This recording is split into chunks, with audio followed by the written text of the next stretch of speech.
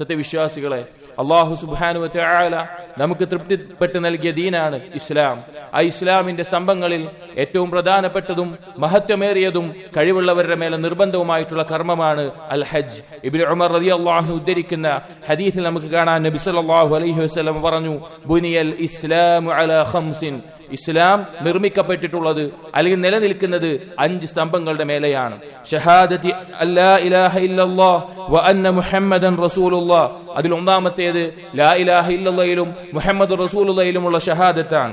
വ ഇഖാമിസ് സ്വലാ, പിന്നീടുള്ളത് നിസ്കാരമാണ്.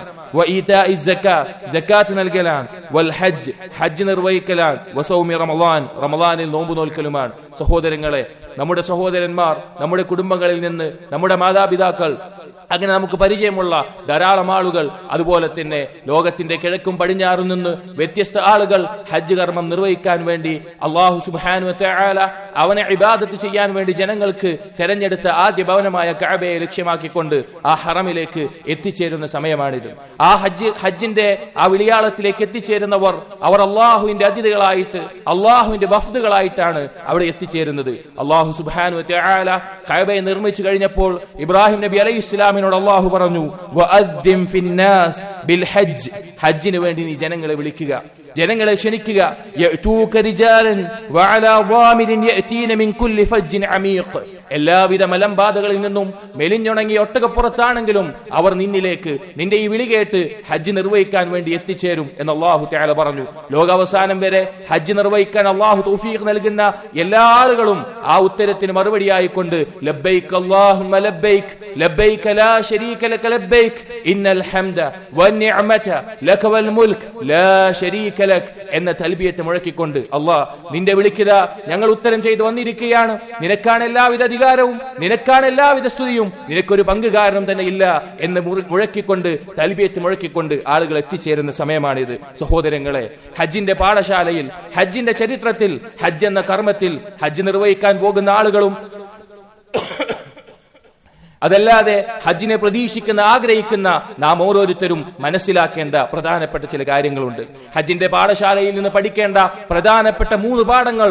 ഒന്നാമത്തേത്, അല്ലാഹു സുബ്ഹാനഹു വ തആലയുടെ കൽപ്പന നിർവഹിക്കുന്നിടത്ത് ആരെല്ലാം നമുക്കെതിരായാലും, ആരെല്ലാം നമ്മോടൊപ്പമില്ലെങ്കിലും അല്ലാഹു നമ്മെ പാഴാക്കില്ല എന്നതാണ്. രണ്ടാമത്തെ പാഠം, അല്ലാഹുവിന്റെ കൽപ്പനകൾ നിർവഹിക്കുന്നിടത്ത് ക്ഷമയോടുകൂടി അല്ലാഹുവിന് പ്രതിഫലം പ്രതീക്ഷിച്ച് നിന്നു കഴിഞ്ഞാൽ അതിന് മഹത്തായ സ്ഥാനവും പദവിയും അല്ലാഹു നൽകുമെന്നതാണ്. മൂന്നാമത്തെ പാഠം, മറ്റെന്തിനേക്കാളും, നമ്മുടെ ഇച്ഛയെക്കാളും, നമ്മുടെ താല്പര്യത്തിനേക്കാളും എല്ലാം അല്ലാഹു സുബ്ഹാനഹു വ തആലയോടുള്ള സ്നേഹത്തിനും അല്ലാഹുവിനുമാണ് നാം പ്രാധാന്യം നൽകേണ്ടത് എന്നാണ്. ഈ 3 പാഠങ്ങളും പഠിപ്പിച്ചിരുന്ന മഹത്തായ കർമ്മമാണ് ഹജ്ജ്. അതെ, ചരിത്രത്തിൽ ഈ 3 പാഠങ്ങളും തെളിയിച്ചു കൊടുത്ത ഒരു പിതാവിന്റെയും ഒരു മകന്റെയും ഒരു ഉമ്മയുടെയും ചരിത്രത്തിന്റെ ഓർമ്മപ്പെടുത്തലാണ് ഓരോ വർഷവും നിർവഹിക്കപ്പെടുന്ന ഹജ്ജ്. സഹോദരങ്ങളെ, അതിലൊന്നാമത്തേത്, അല്ലാഹുവിന്റെ കൽപ്പന നിർവഹിക്കുന്നിടത്ത് ആരെല്ലാം നമുക്ക് തടസ്സമായാലും, ആരെല്ലാം നമ്മെ ഒറ്റപ്പെടുത്തിയാലും അള്ളാഹു നമ്മെ പാഴാക്കില്ല.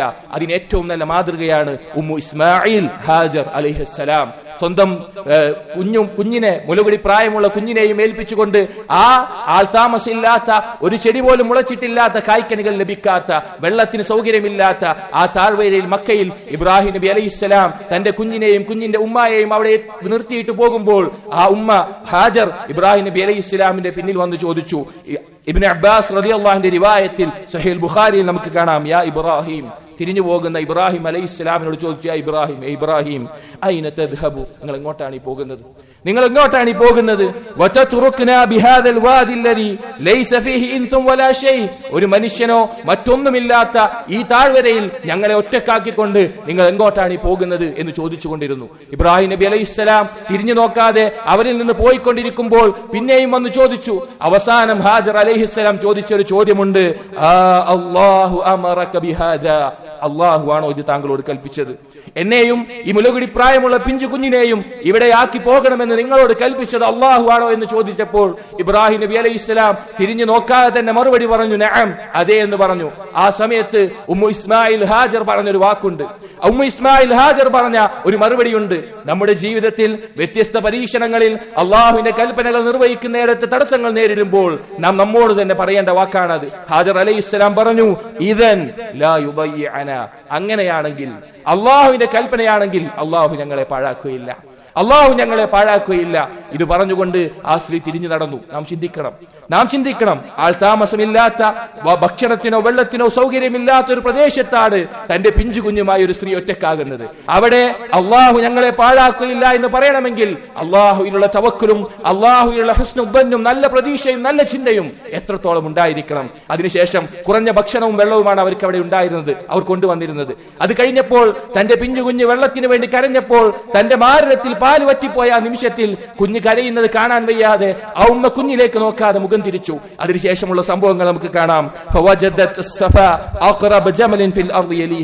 തന്റെ അടുത്തുള്ള ഉയർന്ന പ്രദേശമായിക്കൊണ്ട് സഫാ പർവ്വതത്തെ ആ ഉമ്മ ഇസ്മായിൽ കണ്ടു. അതിന്റെ മേലെ കയറിക്കൊണ്ട് അങ്ങോട്ട് നോക്കി, താഴ്വരയിലേക്ക് നോക്കി. ആരെങ്കിലും ഉണ്ടോ? ആരെയും കണ്ടില്ല. അവിടെ നിന്ന് ഇറങ്ങിക്കൊണ്ട് വളരെ കഷ്ടപ്പെട്ടുകൊണ്ട് ഓടി അടുത്ത ഉയർന്ന പ്രദേശമായ മർവയുടെ മുകളിലേക്ക് കയറി. അവിടെ നിന്നും നോക്കി, ആരെങ്കിലും ഉണ്ടോ? ആരെയും കണ്ടില്ല. അങ്ങനെ 7 തവണ അങ്ങോട്ടും ഇങ്ങോട്ടും ഓടിക്കൊണ്ട് മർവയുടെ സ്ഥലത്തെത്തി. റസൂലുള്ളാഹി സ്വല്ലല്ലാഹു അലൈഹി വസല്ലം ഇത് പറഞ്ഞു കൊടുക്കുമ്പോൾ പറഞ്ഞു, ഫദാലിക സഅയുൻ നാസി ബൈനഹുമാ. ഹജ്ജിന്റെയും ഉംറയുടെയും കർമ്മത്തിൽ പ്രധാനപ്പെട്ട കർമ്മമായി കൊണ്ട് സഫയുടെയും മർവയുടെയും ഇടയിൽ ലക്ഷക്കണക്കിന് ആളുകൾ രാവും പകലുമില്ലാതെ ഇന്ന് സഅയ് നിർവഹിച്ചുകൊണ്ടിരിക്കുന്നത് ഈ ഹാജർ അന്ന് ചെയ്ത കാര്യമാണ്. അങ്ങനെ മർവയുടെ മുകളിൽ 7ാമത്തെ തവണ എത്തിയപ്പോൾ ശബ്ദം കേട്ടു, സഹായം ലഭിക്കുന്നു നോക്കി. അങ്ങനെ തിരിഞ്ഞു നോക്കിയപ്പോൾ ഇന്ന് സംസം ഒഴുകുന്ന സ്ഥാനത്ത് ഒരു മലക്ക് ആ മലക്കിന്റെ ചിറക് കൊണ്ട് അല്ലെങ്കിൽ കാല് കൊണ്ട് ചവിട്ടി സംസം ഒഴുകുന്നത് കണ്ടു. ഇന്നും പറ്റാതെ നിലനിൽക്കുന്ന സംസം. അതിനുശേഷം ആ വെള്ളം കുടിച്ച് തന്റെ കുഞ്ഞിന് വെള്ളം കൊടുത്ത് ഇരിക്കുന്ന സന്ദർഭത്തിൽ ആ മലക്ക് ആ സ്ത്രീയോട്, ഹാജർ അലൈഹിസ്സലാമിനോട് പറഞ്ഞ വാക്കുണ്ട്. ആ മലക്ക് ആ സമയത്ത് പറഞ്ഞു, ലാ തഖാഫു അദ്ദൈഅ. നിങ്ങൾ പാഴായി പോകുമെന്ന് നിങ്ങൾ പേടിക്കേണ്ട, നിങ്ങൾ നഷ്ടക്കാരായി പോകുമെന്ന് നിങ്ങൾ പേടിക്കേണ്ട.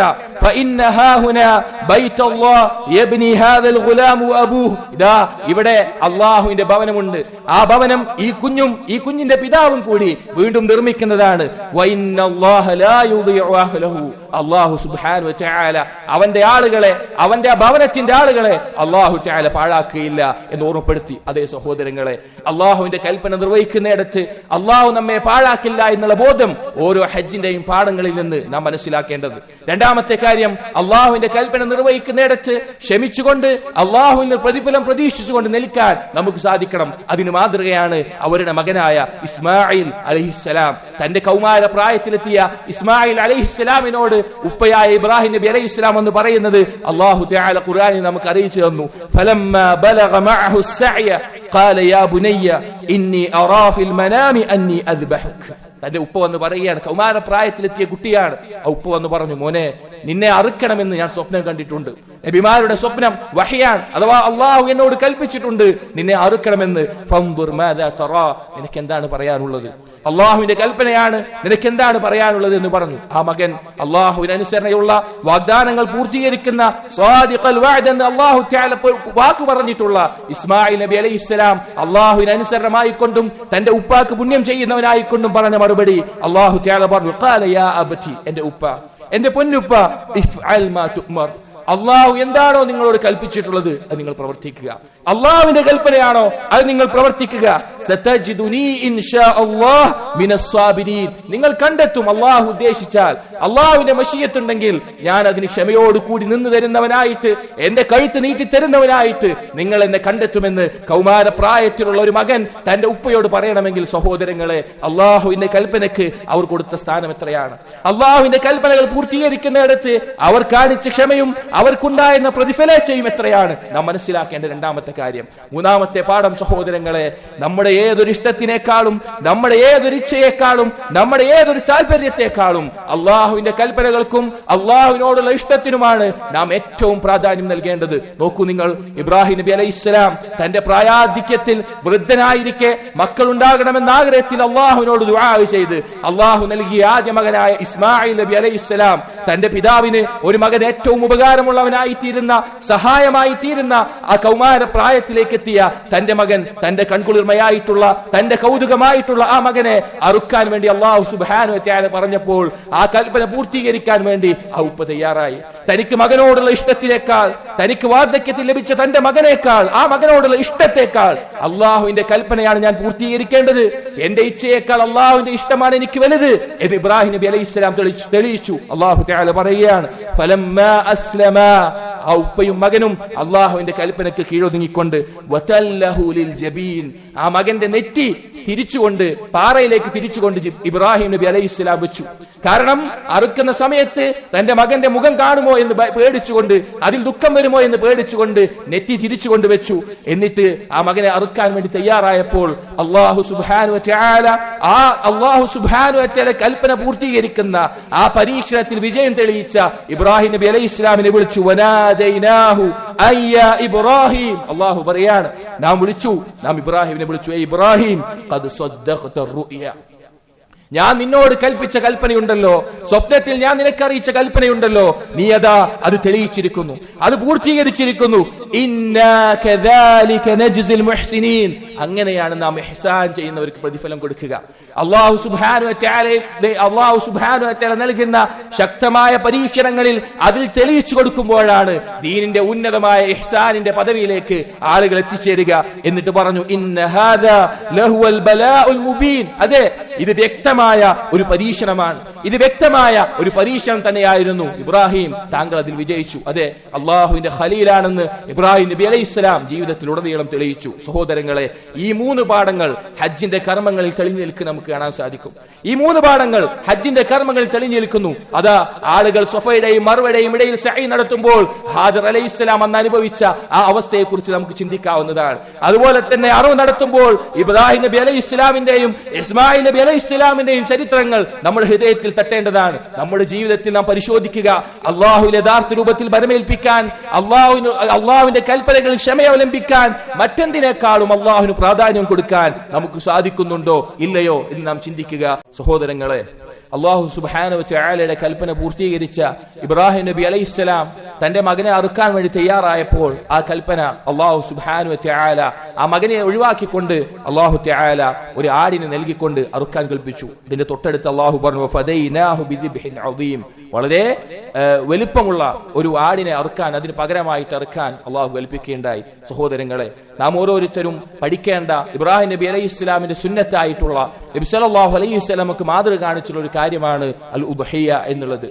ഈദുൽ അദ്ഹ അഥവാ ദുൽഹിജ്ജ 10 ഹാജിമാർ യൗമുൻ നഹറിൽ അറവ് നടത്തുന്ന ആ ദിവസത്തിൽ മറ്റുള്ള ലോകത്തുള്ള എല്ലാ മുസ്ലിമീങ്ങൾക്കും യൗമുൻ നഹറിലും അതിനുശേഷമുള്ള അയ്യാമുത് തശ്രീഖിലും 3 ദിവസത്തിലും അറവ് നടത്തുക, ബഹീമത്തുൽ അൻആം, കന്നുകാലികളിൽ നിന്ന് അറവ് നടത്തുക എന്നുള്ളത് സുന്നത്തായിട്ടുള്ള, വളരെ ശ്രേഷ്ഠമായ സുന്നത്തായിട്ട് ദീനിൽ പഠിപ്പിക്കപ്പെട്ടിട്ടുള്ള ഒരു കാര്യമാണ്. കഴിവുള്ള ആളുകൾ ഒരു മാടിനെയോ അല്ലെങ്കിൽ ഒരു മാടിൽ 7 ആളുകൾക്ക് വരെ പങ്കുചേർന്നുകൊണ്ടോ അല്ലെങ്കിൽ ഒരു ആടിനെയോ എല്ലാം അറുക്കാവുന്നതാണ്. അതുകൊണ്ട് സഹോദരങ്ങളെ, ഉദ്ഹിയ്യത്ത് എന്നുള്ള കർമ്മത്തിന് അള്ളാഹു സമ്പത്തിൽ വിശാലത നൽകിയിട്ടുള്ള ആളുകൾ, അതിന് കഴിവ് നൽകിയിട്ടുള്ള ആളുകൾ അത് നിർവഹിക്കാൻ വേണ്ടി തയ്യാറാവണം. മുൻഗാമികളിലും മുൻകഴിഞ്ഞ സമുദായങ്ങളിലും അള്ളാഹു പഠിപ്പിച്ചിട്ടുള്ള ഒരു ഇബാദത്താണത്. അള്ളാഹു തആല പറഞ്ഞു, വലികുല്ലി ഉമ്മത്തിൻ ജഅൽനാ മൻസകൻ ലിയദ്കുറു ഇസ്മല്ലാഹി അലാ മാ റസഖഹും മിൻ ബഹീമത്തിൽ അൻആം, അള്ളാഹുവിന്റെ നാമം ഉച്ചരിച്ചുകൊണ്ട് കന്നുകാലികളെ അറുക്കാൻ വേണ്ടിയിട്ടുള്ള, അള്ളാഹുവിന് വേണ്ടി അറവ് നടത്തുക എന്നുള്ളത് അള്ളാഹു തആല മുൻഗാമികളിൽ നിയമമാക്കിയിട്ടുള്ള ഒരു കാര്യമാണ്. അള്ളാഹു അല്ലാത്തവർക്ക് വേണ്ടി അറവ് നടത്തുക എന്നുള്ളത് ശിർക്കാണ്, ഇസ്ലാമിൽ നിന്ന് പുറത്താവുന്ന കാര്യമാണ്. എന്നാൽ അള്ളാഹുവിന് വേണ്ടി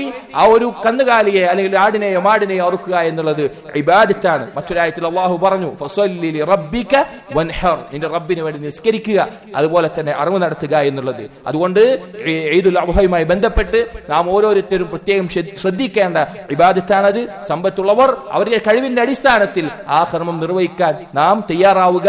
ഈ ഹജ്ജിന്റെ പാഠങ്ങൾ നാം ചിന്തിക്കുക, നമ്മുടെ ജീവിതത്തിൽ അത് പകർത്താൻ ശ്രമിക്കുക. അല്ലാഹു തആല തൗഫീഖ് നൽകട്ടെ.